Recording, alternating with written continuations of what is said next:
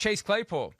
Not much of a mystery as to what he did outside of a bar in California because it was caught on tape. Look, Big Brother's everywhere, and it's all of us. We're all carrying around that thing that is going to show what you did, where you did it, and when you did it. And TMZ posted the video of Claypool in a fight that started inside a bar, reportedly ended up outside of the bar. At one point, it looks like Claypool walks over and kicks a guy who's on the ground, and then a guy lunges at Claypool and lands flat on his face, and it looks like Claypool kind of grabs his head and slaps it down onto the asphalt for good measure. I don't know what comes of this. No criminal charges yet. There could be civil litigation depending upon the extent of any injuries, and given the reality that Chase Claypool has, money that someone could try to obtain via the civil justice system. But the NFL has to decide what to do about this. It's him, and you see him go up and kick somebody.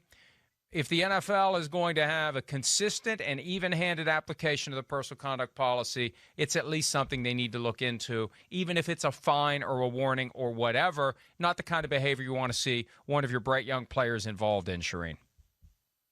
And this is the time of year, Mike, that NFL teams worry about their players, right? Because they're not at the team facility. A lot of them leave and go to their off-season homes, and they're there, and they have a lot of free time on their hands. So this is the time that players can get in trouble, and teams hope they do the right things. But we see a lot of these at this point in the off-season, before the off-season program begins.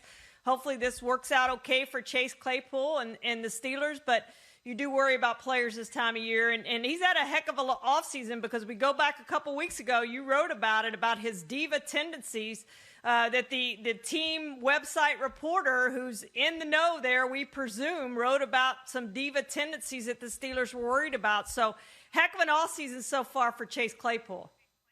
And, I remember when I first got into this business, it was like clockwork, the period of time between the end of the season and the start of the offseason program. Okay. And then the end of the offseason program, back when it was even more extensive than it is now. Of course, the NFLPA wants there to be none. But during those two windows, from, let's say, January to early April, and from mid-June to the start of training camp, players left to their own devices. Yep. That's when there was the uptick in the things that got guys arrested, the things that caused problems for players and for teams.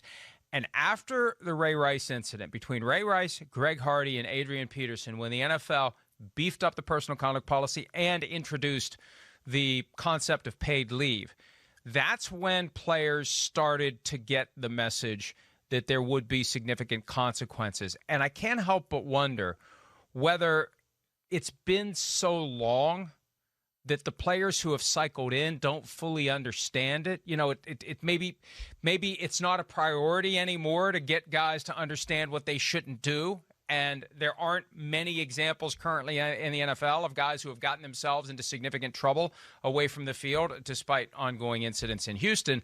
But maybe you need a reminder every once in a while. Maybe these teams need to do a better job. And also last year with the pandemic, no bar fights because nobody was in bars. So this is a new dynamic. If you have a reduced offseason program and things are getting back to normal, you're going to have guys back in situations where they could get in trouble. And the teams need to know that the players need to be fully informed of what they should and shouldn't do and understand that someone is always watching you and someone is always recording you.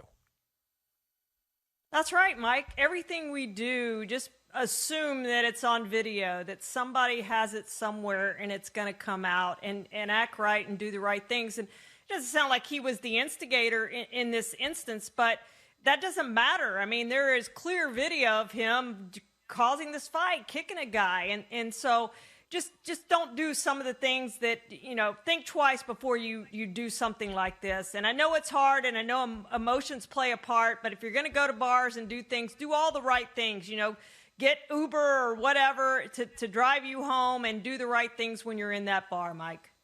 And when you see trouble, you have to have the instinct to get away. That's one of the things I've tried to teach my son more than anything else. Have an instinct as to when you need to know to get out of there for whatever reason, so you don't get drawn into it, so it doesn't it doesn't spill over onto you. You never know in this day and age who's carrying a gun. You sense trouble, you just get the hell out. Just go. Just leave. Nothing good is going to come out of hanging around and possibly getting sucked into some sort of a fracas.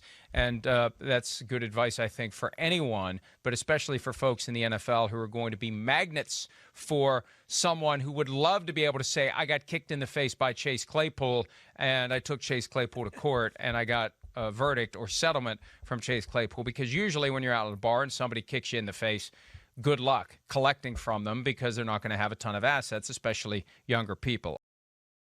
Hi, I'm Mike Tirico, and thanks for watching. Make sure to hit subscribe for the latest news and highlights from NBC Sports.